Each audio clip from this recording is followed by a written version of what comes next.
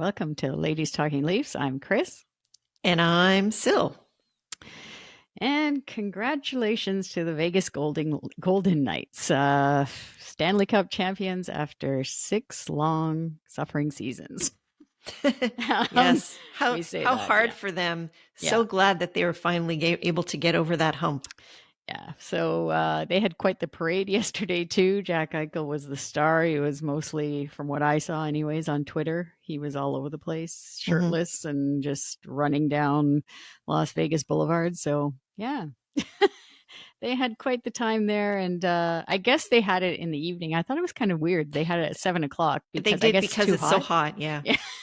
That's what I was thinking. But yeah, no, it was... I figured I picked them. You didn't. No. So, but it's not because neither of us really cared, basically, right? Who won. But yeah, I just thought that they were going to do it, and they did. And yeah, Jonathan Marsh so as well got the Conn Smythe. So congratulations to Vegas. Yes, congratulations to them. Now we can move on and talk more and think more about our Leafs again, 100% of the time. Yeah. No distractions. Yeah. I don't know. It's always a sad day for me when the cup is awarded. Well, mostly because it's never to our team, but the other reason because that means that hockey season is over. So now we've got, a few months with no hockey. But there's going to be lots to talk about.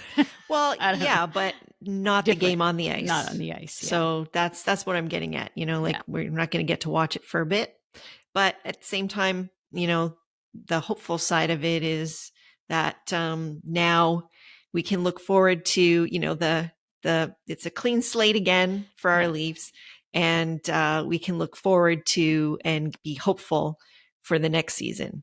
So. And we start planning, like a lot of people were saying, start planning for next year to win the cup. That's right. So anyway, just to put a nice bow on this playoff, we go to hockey Twitter, that never disappoints when it comes to funny content.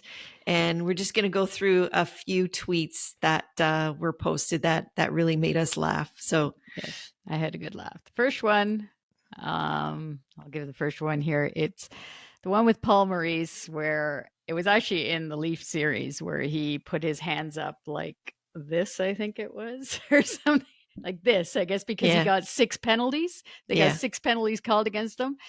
But on hockey Twitter, there was at It's Mitch Marnie tweeted, "Hey Paul, how many goals did you lose the Stanley Cup clinching game by?" And they had that little thing. It was actually 9 though. So 9-3 in that final game. That was brutal to lose like that. But I thought but they funny. Lost by 6, which is, I guess, the point. Oh, 6. Okay. All right. I was doing. They mentioned the goals, so I was thinking more of the goals. But yeah. Okay. Another funny one was by at Mick Maz. And it was referring to that picture of Gudis screaming in Joseph Wall's face. And above it, they captioned it, "The hockey gods don't forget." Yes. So there you go. Bad karma for Gudis. And of course, they did not win the cup. So and then the other one, the other picture that was going around was him just staring at the Stanley Cup.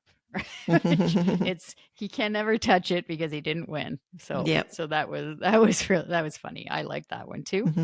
And then the last one for me, I guess, is our lovely buddy there, Phil Kessel, winning his 3rd Stanley Cup. He can never forget us in Toronto, though. He has to mention us, and he said, like, you guys thought or said how you couldn't win with me, and now I'm 3 times a cup champion, sort of thing, right? But then on the Toronto radio station, it was funny. Somebody was talking about how that's fine, he can say all he wants, but he got started here in Toronto with the hot dogs, and those hot dogs, they said that he has some business coming out, an athletic hot dog, because he's looking so much shipshape. or he's in ship shape, let's say, Phil. And they said he's got this athletic hot dog, and it's going to be coming to a hot dog cart at King and John soon. So look out for those athletic hot dogs from Phil Kessel. Well, that's smart of him because people will buy them here. Oh yeah, more only so here. than anywhere else. Yeah. You know, like for sure. So good marketing. Yeah. All right. And then one thing I want to say though, like what is it about players leaving, winning the cup, and then they have to mention their bitterness to Toronto? Kadri did the same thing after winning in with Colorado. Yeah. You know, it's just man. Yeah. Everybody, it's just they know it's not the same. I don't know if Tyler Bozak did. No, he didn't. I don't think he didn't leave on like bitter terms. That's true. Yeah. So yeah. Anyway. All right. So my last one is from at Greta Van Leafs. And it just points out some interesting karma, I guess, curse on the Leafs side. This is crazy, they point out. And 2019, Boston beat the Leafs and lost in the finals. 2021, Montreal beat the Leafs and lost in the finals. 2022, Tampa Bay beat the Leafs, lost in the finals. 2023, Florida beat the Leafs, lost in the finals. The curse is real, they said.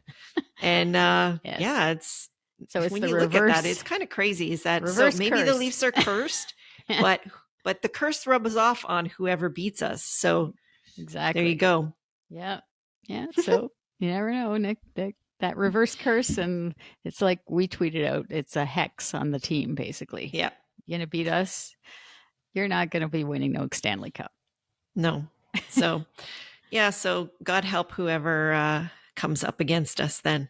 Yeah. Anyway, so it's time to get a little bit more serious hockey talk in as the offseason is officially started, and there's lots to talk about, starting with the hiring of Shane Doan as special advisor to Brad Treliving.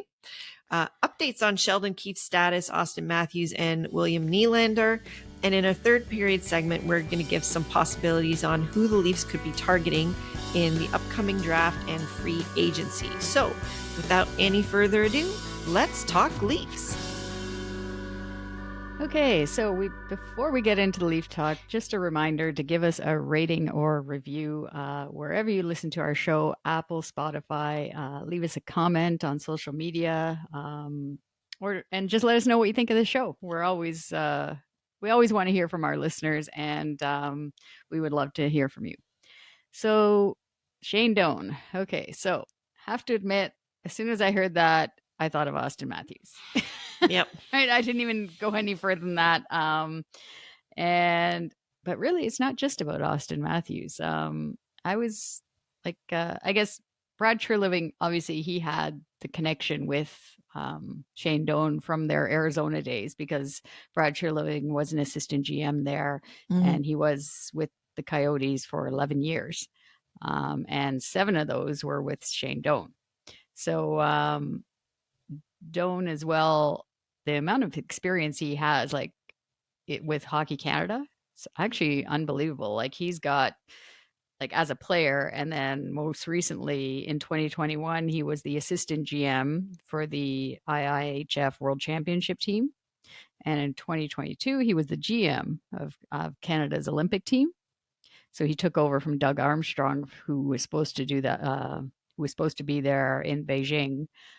But because of the whole COVID situation, everything that was going on, he ended up, and the NHL coming back and all that, it was kind of a mixed up time. So Doan was named the GM of the team there.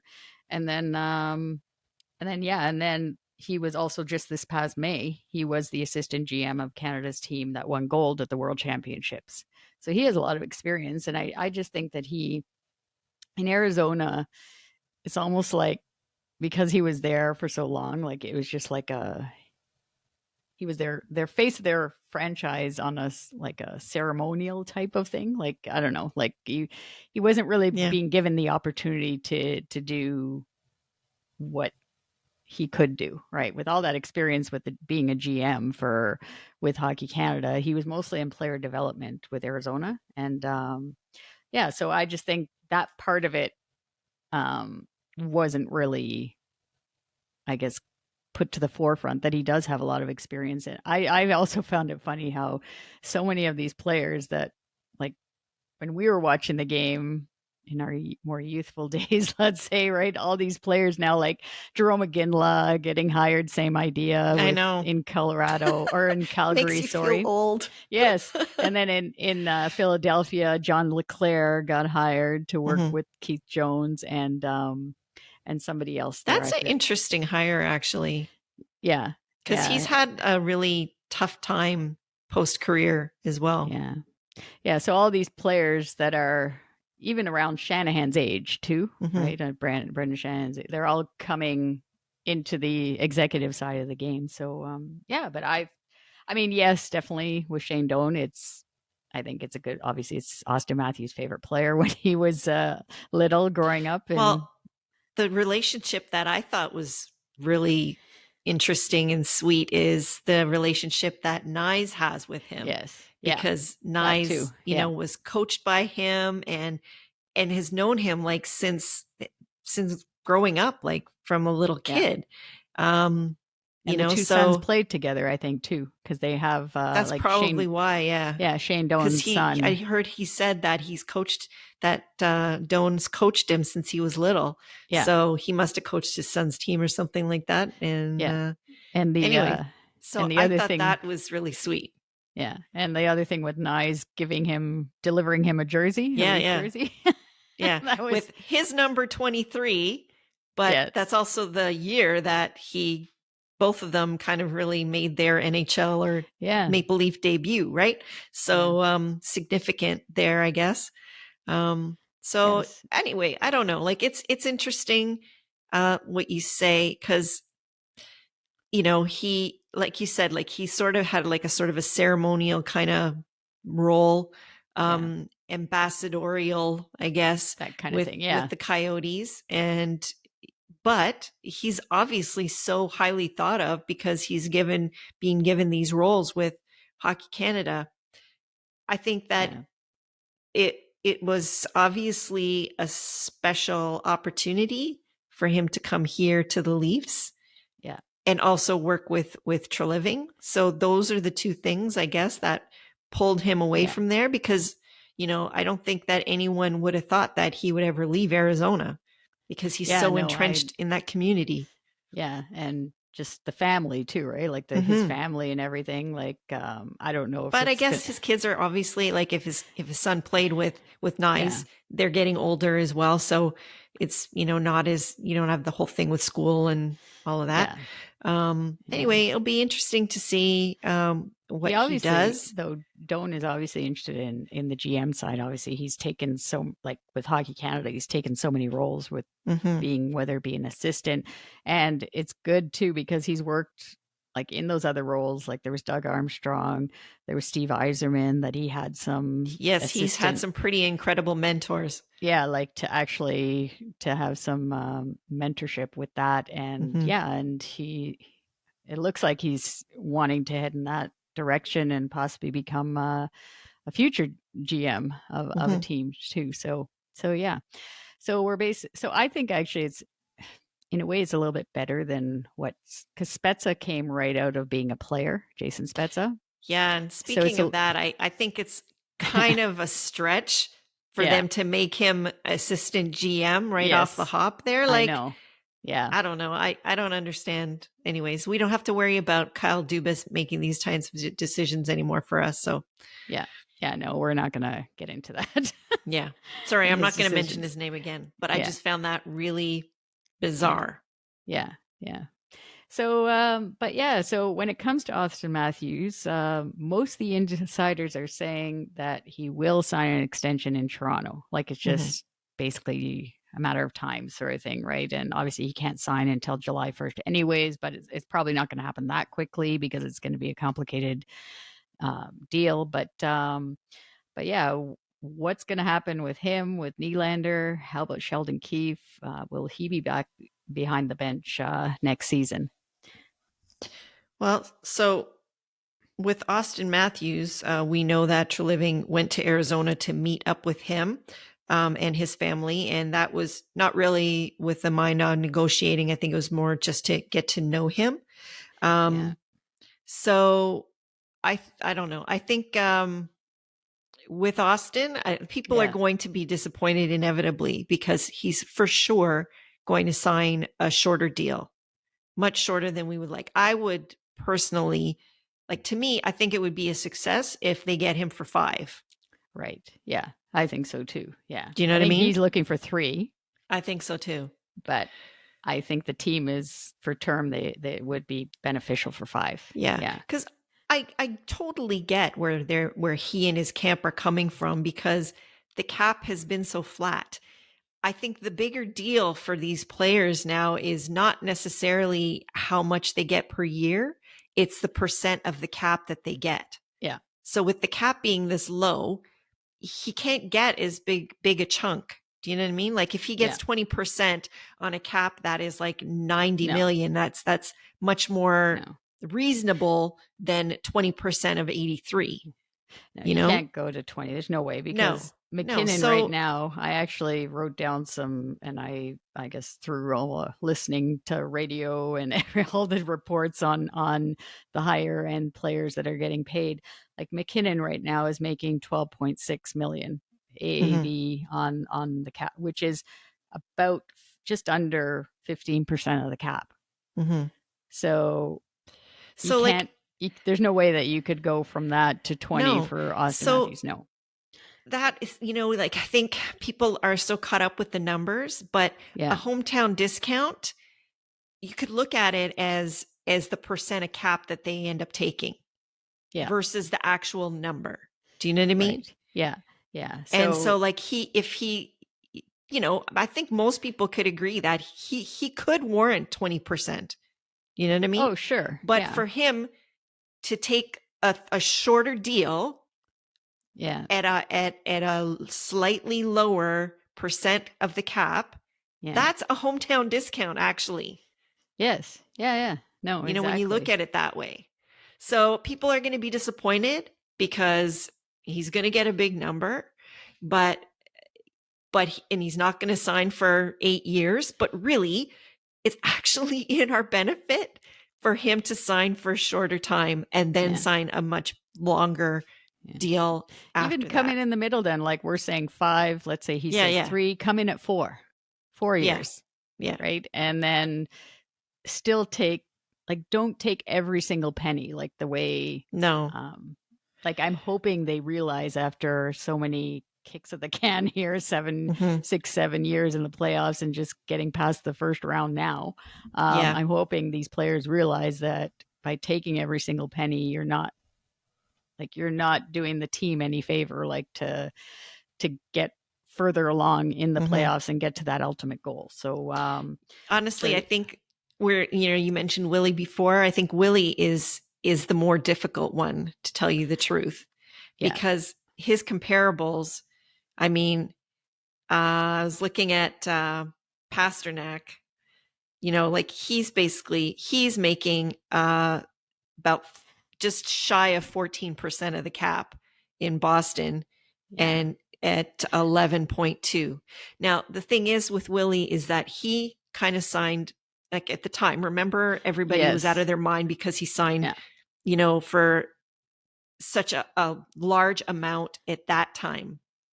So he signed a slightly bigger deal for his first contract. Yeah, because it was more than Pasternak what he got then. Yeah. So, and then that was the whole comparison. Everybody was comparing him to Pasternak, and Pasternak was like blowing him away. But I think, he's probably, but the thing is like a guy like, he can't get the same as a guy like Pasternak, because Pasternak is their superstar.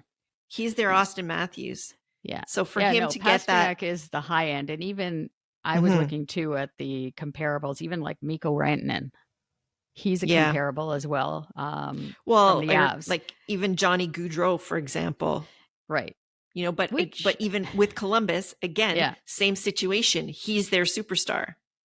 Willy is comparable to those guys, but he's not that for us. So this is what what kind of scares me with him, because it's sort of similar to the difficulty we had with Naz, in that Naz was almost too good for our team in the role that he was going to have to play. And sort of similar for Willy. Right. But going back to your mentioning of Johnny Gaudreau there, it's interesting because they both have the same agent.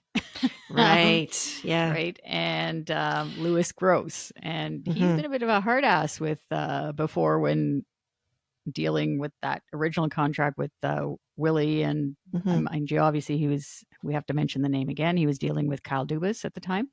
Right. And very early on in his tenure as well. Yes. Yeah. And but yeah, so, and Treliving has that experience though, dealing with that agent. And so that's actually a positive on our side, like, because that negotiation with Johnny Gaudreau, like they gave him everything that like Calgary gave him everything that he would have wanted to actually stay there.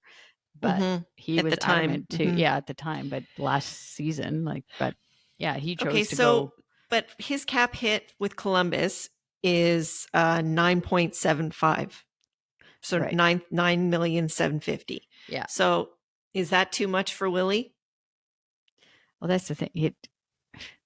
When you look at it, like, which player, I would like him to come in at around 8 or a little bit more.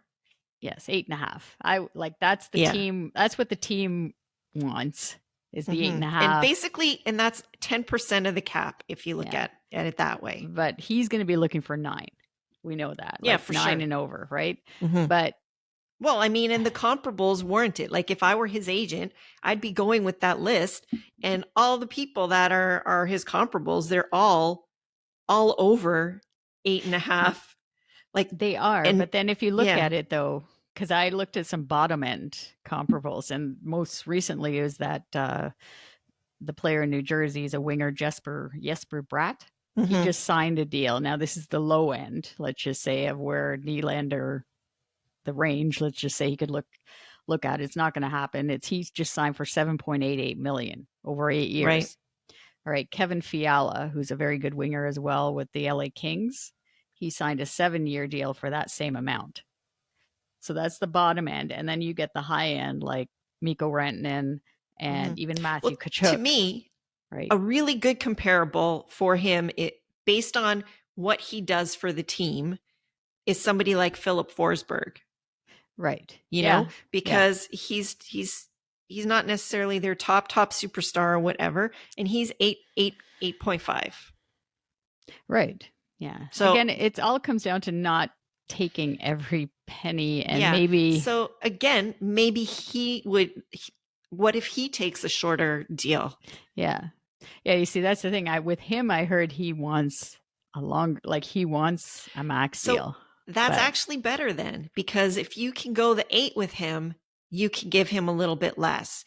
They easily can, augment these things with signing bonuses. That actually is a huge thing to help with the whole tax situation and all that. So yeah, then you can maybe get away with a little bit less, but for a longer term. Yeah. Yeah. I don't know if they've actually spoken, like Treliving or anything, to Louis Gross, the agent, to actually try, because also Nylander, as of July 1st, has the 10 team no trade clause in there, right? So he has 10 teams that he won't go to. So hopefully Carolina is not one of those teams. Yes, yeah, because definitely there was something that interested both me and Sil. Saw this before. It's funny how we notice these things that we're not living in the same house, but we're noticing the same transactions. So on an article, we noticed there was an interesting trade on Yahoo Sports. There was some trade possibilities, they said, for Nylander. We don't want Willy traded, but if it happens, whatever, we want the best. But the one deal that we thought was not so bad was if packaging Willy and Liljegren to Carolina for right shot defenseman Brett Pesce, right winger Seth Jarvis, who was actually our draft pick from that Marleau deal, that we had to throw in the draft pick for Carolina to take on the salary of Patrick Marleau, and center Jack Drury. Yeah, so that's the proposal that they gave, which I thought was actually not so bad. And when you look at the money coming in, let's just say, to come back to us is 5.84 million on the cap, and we'd be giving back to Carolina 6.36. Yeah, it's like 8.36 million going back. I didn't actually read that article, and the speculation that I heard it listening to NHL Network on Sirius XM today, and they were talking about Carolina and how they need they need more offense, and they need a game breaker. And immediately Willy popped into my head is he's the perfect kind of guy for them, and Pesce would be the perfect kind of defenseman for us. So as far as the other fringe things that would go into that, that's just a 1-for-1, and they would have to obviously massage that to make it work. But it seems like that is the type of trade that would be a good hockey trade. It would be benefiting both teams involved. Because Treliving, like we said, I don't really want to. I don't want to see Willy go. I'd rather get to watch him day in, day out. But he's a one 40 of them goal had scorer. To go, that would make some sense. Yeah, like you got to remember, he's a 40 goal scorer. Like it's hard to score 20 goals, let alone 40 goals in the NHL, right? Yeah. So who's going to score those 40 goals for us if we don't have them? Right? Yeah, so exactly. Other people have to. Well, I mean, I guess we'd have to round out the bottom six better to pick up some of that goal scoring. But yeah, you'd then, like to expect your bottom six to replace, at least 15 goals is a lot. Yeah. And I mean, we gotta have hope. Obviously, Matthew Nye's coming into the lineup full time, that he'll have a good, I guess, a good season, good presence on the second line, let's say. So yeah, I don't know. That was just a possibility that we thought of. But what about Sheldon Keefe now? Let's just move on to Sheldon Keefe. We talked a bit about him last show. Yeah. And there's really no update on his status. But one thing I thought, I mean, there has been some reports saying like they'll possibly do an extension for him later in the summer. But and then as soon as I start hearing the talk, apparently they've been interviewing candidates to replace Spencer Carberry as an assistant coach. And I thought, well, I mean, that pretty much seals the deal, in my opinion, that he is definitely coming back next season. And whether or not an extension happens, I mean, it's quite possible just because of that, right? I mean, you don't let him, you don't let him be the one doing like interviews for an assistant coach if he's not coming back for a little bit anyway. So they probably don't want him to be in that lame duck position either. So like I could see it being like a 2-year deal, because that way, if he has a short leash, you're not really tied into having to pay out a whole bunch of extra years. So did you hear, I didn't mention this to you before, did you hear how, changing the subject off of Sheldon Keefe for a second, but to the head coach with Mike Babcock?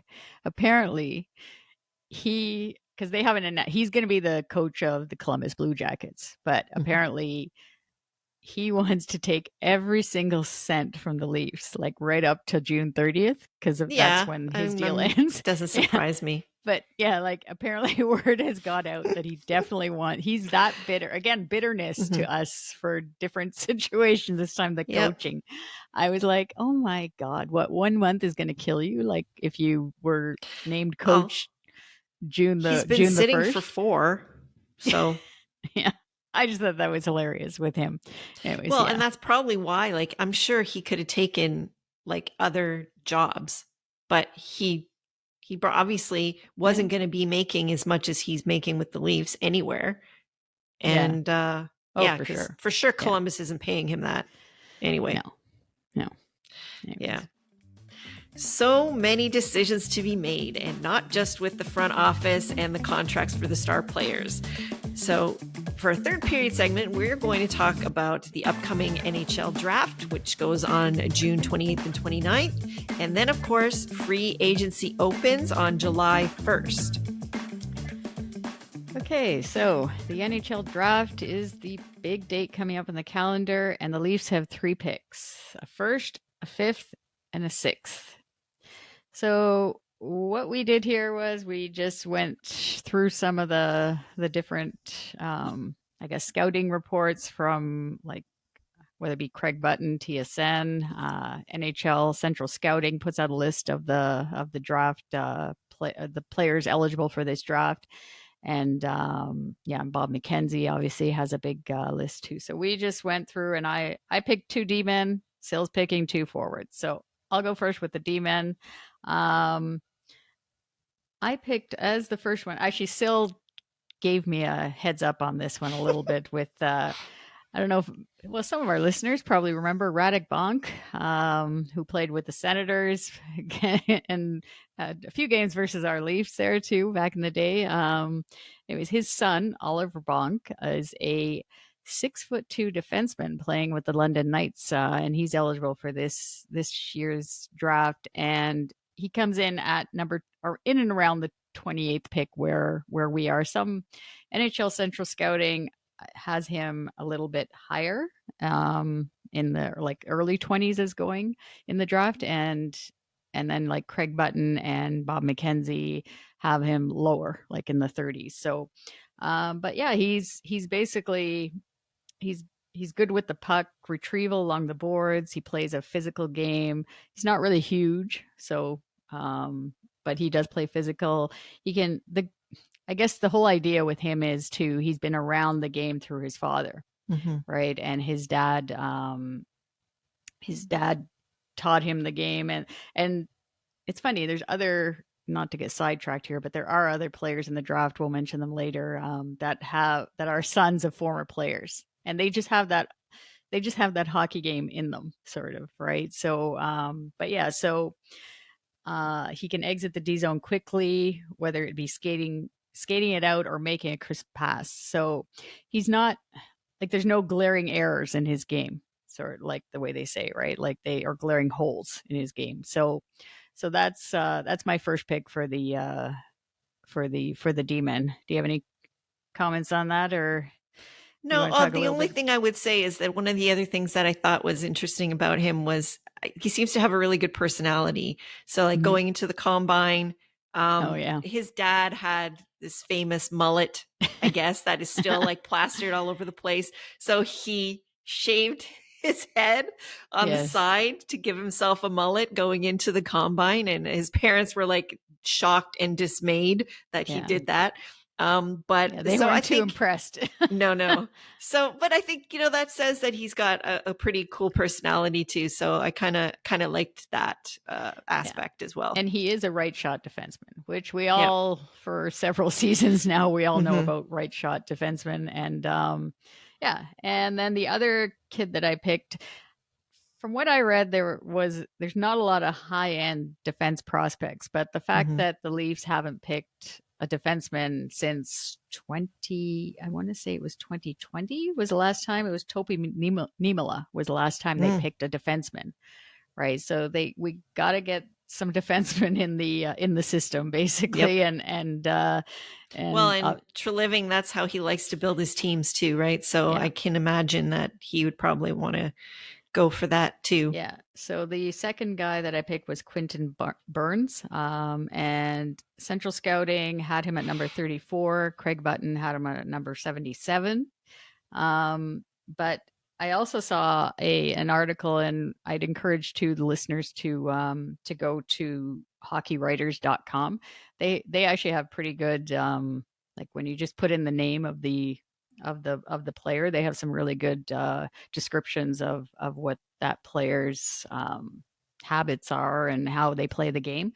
So this particular article I saw, they mentioned the top 10 OHL defensemen, and he was listed, Quinton Burns was listed at number 10. So his main again, he's not a flashy defenseman, but he has a long reach, which is good. We all know with Sheldon Keefe and Justin Hall and that long reach that he's like he was very attached to Justin Hall for that reason. So this kid has a long reach, and his main attribute is his defensive IQ. So he's really good on, I guess, the going along the boards, getting the puck out, like in the scrums and that. He gets the puck up, has the crisp first pass to get out of the zone. He's a good skater. And he's only 18 years old. So, I mean, all these kids, it's going to take them a while to develop, especially defensemen. But he's 6'1", so he has size, shoots left. And he played with the Kingston Frontenacs of the OHL. So that was my second pick. There was another kid that was in there too from the Barrie Colts. He played, and he's basically, he was similar, but he was more offensive. So I went with this defensive player because I think we need more defense, more stay-at-home guys. We need than offensive players, because I believe Topi Niemela is he's a high-end defense prospect that's already in our system, and he's more offensive. So we already got him. So let's go with some defense here. All right. So I was charged with looking at forwards. So basically, it's difficult to figure out, what are our needs. And basically at 28, you've got to pick the best player available, regardless of position, I guess. But looking at the forwards, the first guy that I picked a Quentin too.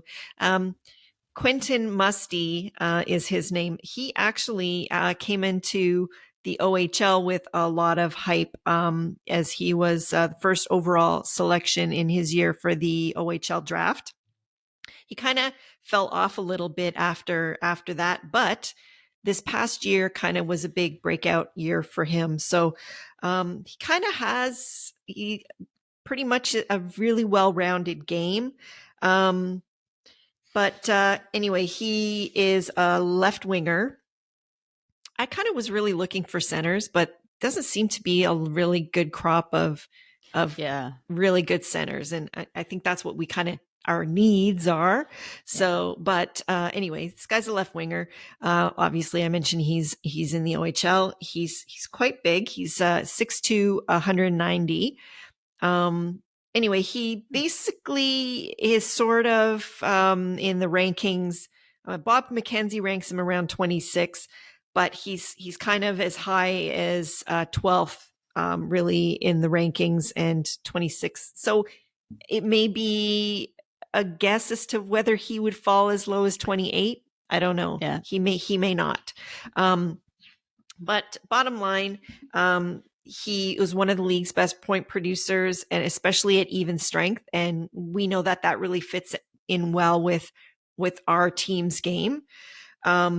He is, pretty pro ready. He's got good size as mentioned, and he's good with the puck and has really good hands in front of the net and not shy to dangle. So he could be an exciting player to watch. He has really good habits by all accounts, so that makes his game, well, I guess what they call sort of pro ready. And he's got this really good blend of size and speed. He's sort of a similar type player to Matthew Nyes, but by all accounts, a better puck distributor. So anyway, the dings on him, his skating is not the greatest, and his consistency is not the best either. So for me, when I read that, I thought, if Willy gets traded, this guy could fit the bill to, replace him in making Keefe crazy. But anyway, so that's basically my first pick. Yeah. So he was with Sudbury, I see here, right? Sudbury Wolves. Okay. All right. Yeah. Yeah. He's listed number 20 on the Hockey Writers list or whatever. So yeah, that could move any. Yeah, you're he's right. ballpark. Yeah, you're right though about maybe replacing Willy's demeanor a little bit, Yeah. but yeah, and the fact that he's a left winger, right? Yeah, Yeah. yeah. So that's because we're kind of short on left wing, even Mm-hmm. though obviously this is for the future, as and they're not going to step into the league now, No.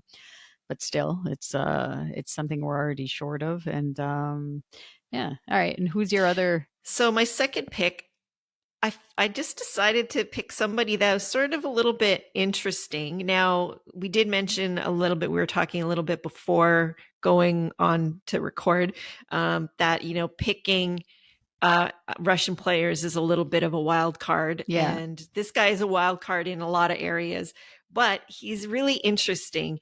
His name is Daniel Butt. He is a really big kid. He's 6'5" and 203 pounds. So he's like a very much in the Tage Thompson type mold.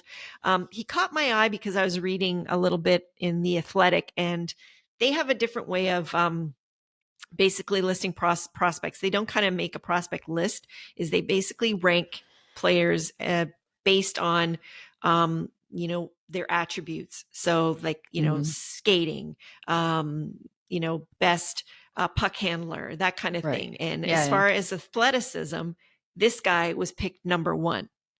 So wow. to me, if you've got an 18-year-old kid that is basically, they're talking about the best athlete, that means that kid's got attributes to really be something, And you said he was 6'5"? 6'5". Wow. And All right. like, what are some of the things that we're missing? We're missing size. We're missing some toughness. We want those kinds of things can pay dividends. And, for sure. the thing with big kids is that they often can't skate very well. Now, this guy does have to improve his skating, but he moves better. And when he gets to top speed, he can still do things with the puck, which is what makes him special. And he's just going to keep growing into it. Now, I don't know, like that's the thing, is that because of the size factor, it's a wild card. But look at a guy like Tage Thompson. It took him a while to kind of develop, but now he is a real game breaker. Yeah. And so this guy could be a wild card. It is a risky pick, but I actually thought that he was interesting. He's also been playing in the KHL. He's been in the Russian system this whole time. So he's been playing with men as well. So that's kind of like the other defense prospect we talked about him before we came on air, that I was talking about, this Jacob Dvorak, who's 6'5", defenseman playing in Czechia. And he has that. As soon as I saw that, I was like, oh, it's going to be like Zdeno Chara comparisons or anything, right? And he has all these qualities. The skating actually with that kid wasn't too bad, but he's a big kid, and he has that long reach. But again, there's always, I don't know, because of these lower end in the draft, let's just say in the first, whether it be first round or dropping into the second round, those are the ones, like, it's hit or miss if you're going to get, you got to really have those scouts out there watching the kids, to actually say. That's the thing. Like this kid, he can skate. He's got great hands. He can do a lot of things at a faster speed than most guys his size. And so there's something to be said for that, right? Yeah. So anyways, and he's basically ranked really in the ballpark where we would be picking. And I'm hoping that, if they decide to take a flyer on this guy, that because he's Russian, maybe he'll drop just that little bit and land in our laps. So another guy that I just want to add is like a sort of a honorable mention.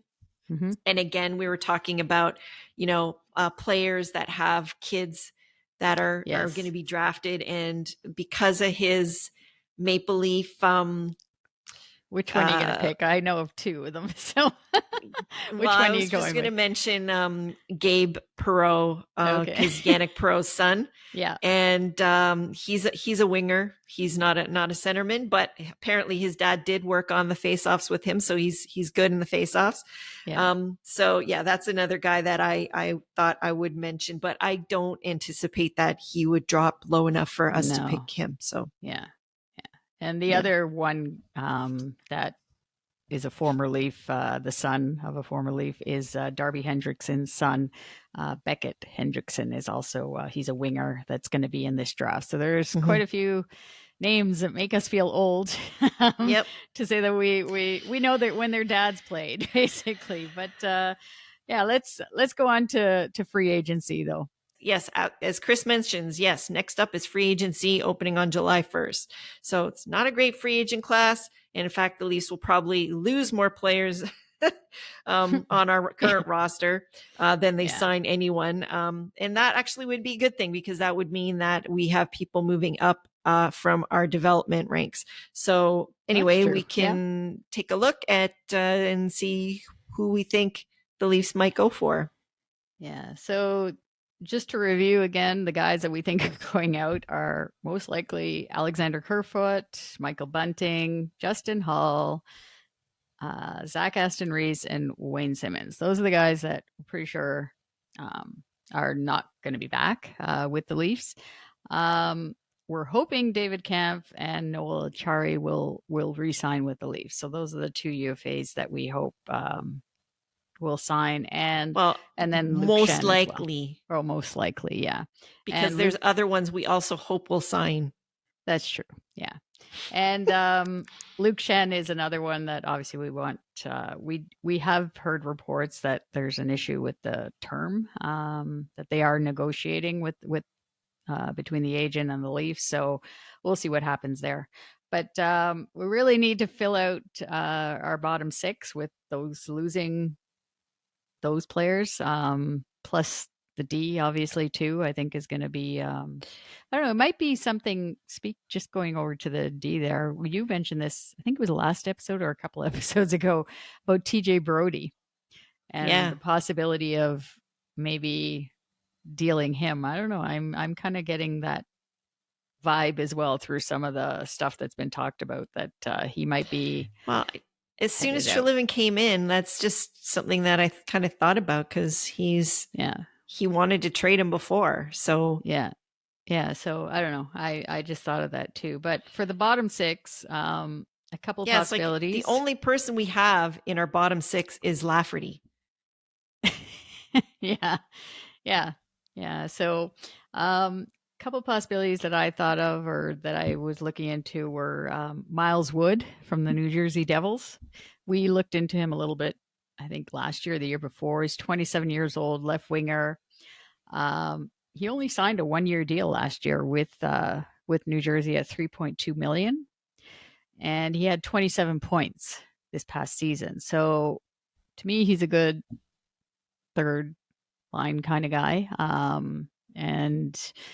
And he played well in the playoffs too. I thought with the Devils, and yeah, so I see him as a possibility on left wing, because we need left wing desperately right now, I think. And Connor Brownie, whatever you want to call him as a nickname, former Leaf. He's already been he loved being a Leaf here. He didn't want to get traded to the Senators, but so I think he basically missed most of this season with a knee injury, and he was making with in his last contract $3.6 million last year. So if he's willing to take maybe a slightly lower, but around the same 3.5, something like that, because he's coming back basically from a big injury like that. So maybe he'd be somebody that we could pick up. And then the last one that I had was more of a big ticket guy that we've talked about before, that I don't think will happen because he's too much money, is Matt Dumba on defense. If we're looking for he's a UFA, 28 years old, right shot D. We've coveted him before. Lots of talk in Leafs Nation about him coming here and matching up well with Morgan Riley like as a top pairing, but I don't think it's possible just because of the cap hit, but we can always dream and mention him. So yeah, I mean the Leafs have right now they have $9 million in cap space, just over 9 million in cap space available. So they got to like replace these like 5 or 6 guys and then plus work on the defense, right? So well, I'm still hoping that O'Reilly comes back. That would be beautiful if he did. right.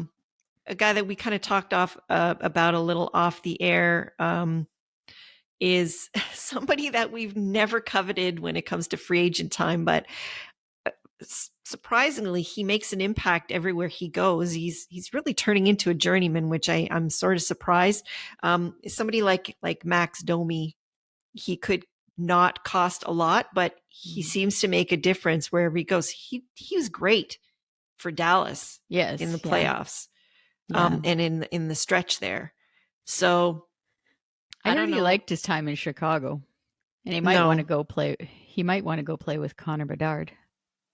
There, yeah, potentially. But anyways, that's somebody that I kind of thought of. Like I don't know. It's tough. It's like Bunting. I think he's going to be priced out.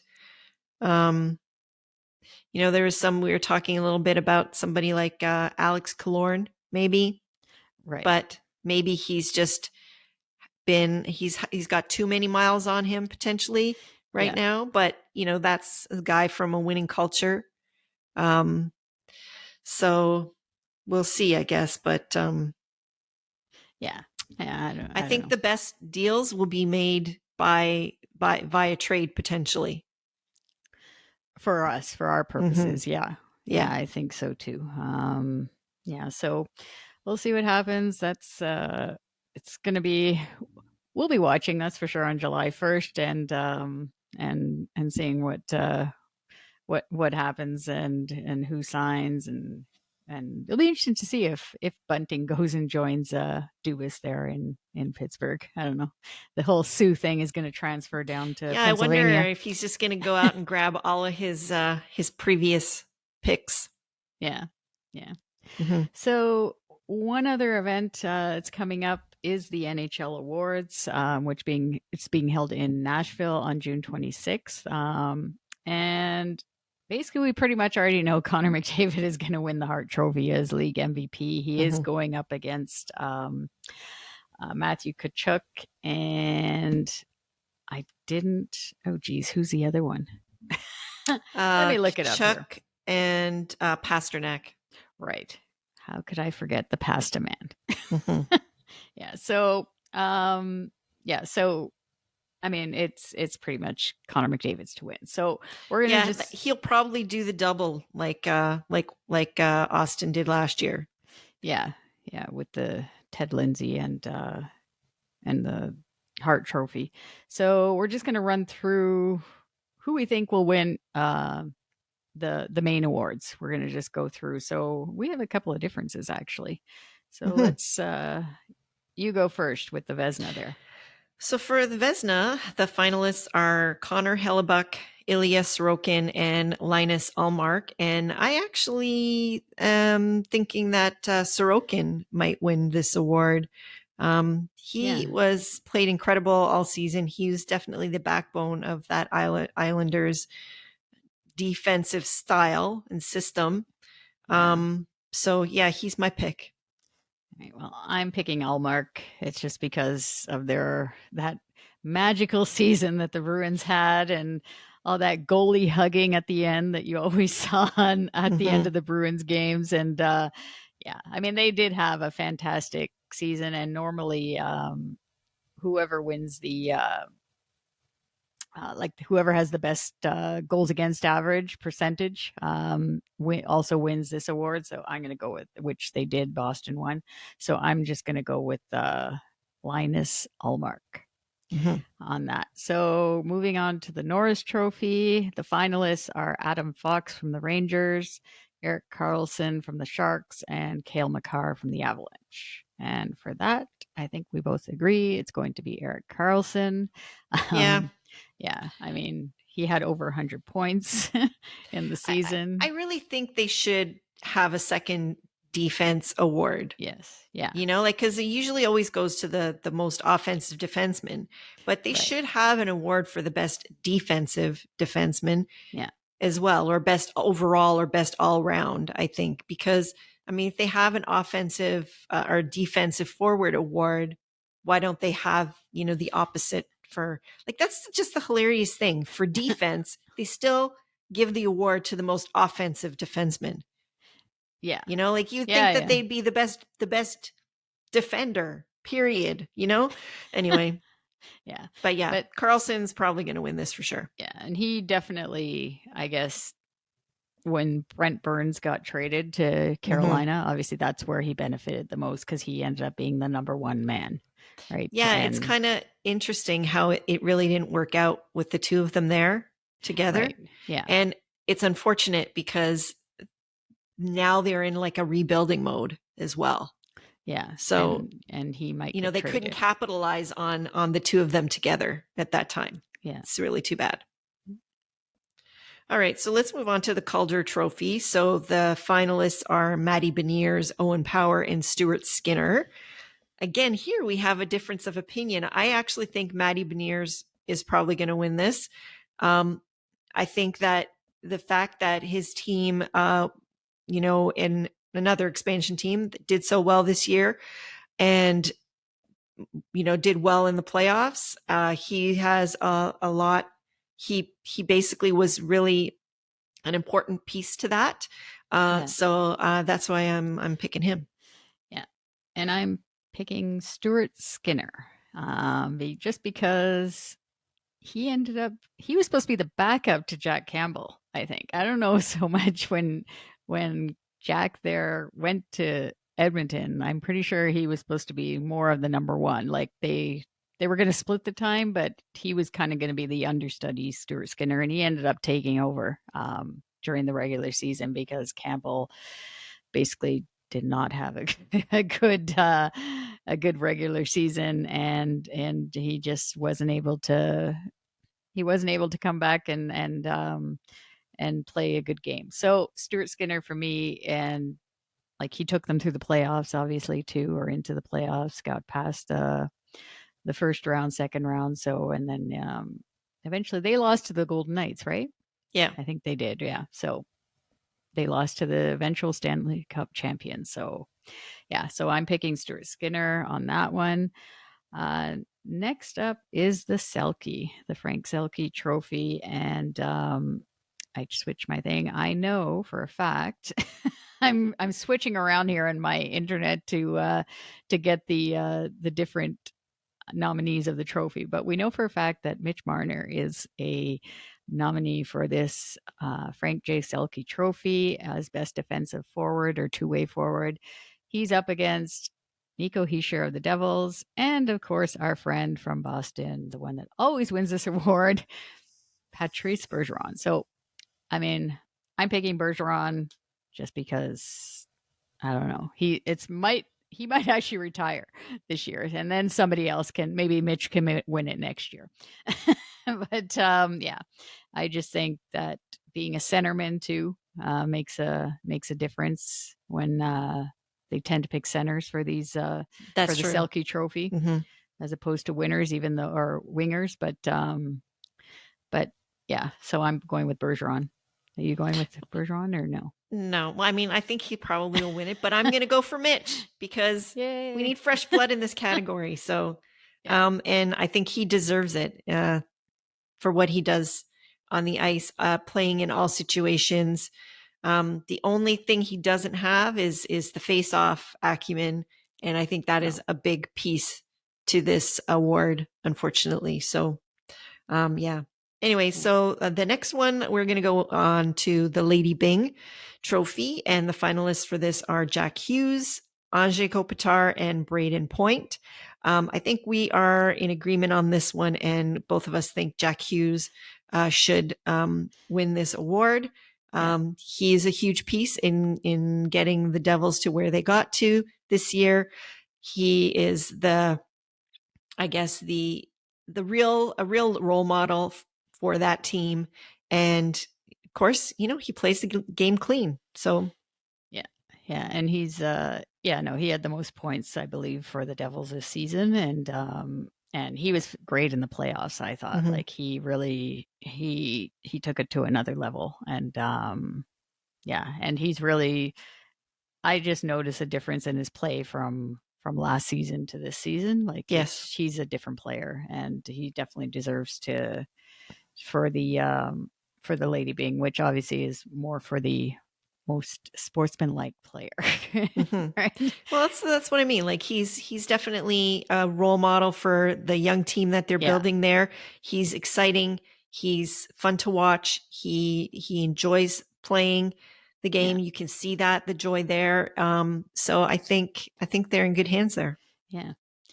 Okay, and the final one we're gonna give our opinion on is the Jack Adams Award, which is for the best coach from the regular season. The nominees for that are Dave Haxtell from the Seattle Kraken, Jim Montgomery from the Boston Bruins, and Lindy Ruff from the New Jersey Devils. So I'm going, and I think we're both going with Jim Montgomery. I don't know. I might change my mind on that. Well, I'm going with Montgomery. Yeah, and he's likely to win it because of all the things that we've mentioned previously. Although I do find it interesting that a lot of the times it doesn't go to that guy, the guy who wins everything and does everything right. But he's also got a great story, because he was sort of out of the league, brought back in, and did this in his first season. So there's something to be said for that. But, Leaf connection again, Dave Haxtell, I think did a really great job with that team and wasn't even expected to get this far so quickly. So, that would be my pick. The second pick would be Dave Haxtell. Just because Seattle was just horrible last year. But poor Lindy. I mean, gosh, the guy, I think he has probably won a Jack Adams though before, I think maybe when he was with Buffalo, but yeah. And Jim Montgomery, he doesn't get enough respect. Yeah. And Jim Montgomery too. I mean, the team that Boston had, like basically Bruce Cassidy, who's now a Stanley Cup champion with the Vegas Golden Knights. Like it was his team, the way it was, like there wasn't, it was a good team, let's just say, the Bruins. He had all the players in place. Yes, it was his first year as the coach, but he had a lot already set up for him there. Well, and truth be told, like from everything that I hear, really they have a player coach in Patrice Bergeron. He's the guy that runs that team. Yeah. He's the one who makes the rules. He's the one that holds it all together. So he built the culture there, that guy. Yeah. So really, and he could win that award then. Maybe he will one day. Maybe he'll go into coaching after. Who knows? Yeah, you never know. So it's the off season. We're going into we are in the off season, but I don't know, for me and for Sil, it doesn't feel like it's going to be just a business as usual off season. And we'll be back in a couple of weeks with our first patio season episode. Until then, be sure to follow us on social media, Twitter, Instagram, and Facebook. Our handle is at LTL1917. And a reminder again to be sure to leave us a rating or review and let us know what you think of the show. It's easy on Apple and Spotify, and it's important for our show to get more exposure as a source for Leaf content. And we thank you for taking the time. And another way to help us out is by visiting our Ko-fi page at Ko-fi.com. You can follow us there. And if you choose to, you can support us by buying us a coffee. Any donation you make goes towards helping us produce the show and making it even better for you. So you can find the link to our Ko-fi page on our show notes or in any of our social media profile pages. And we also have our website, ladiestalkingleafs.com, if you want to check us out. We have our episodes there, and we have other lots of good content there too. And we also want to thank our healthcare workers. Always want to thank them and our first responders for everything that they do. And we want to wish a happy Canada Day to our fellow Canadians listening. And thanks as always for watching and listening. And we'll see you next time on the patio. Go Leafs, go! Go Leafs, go!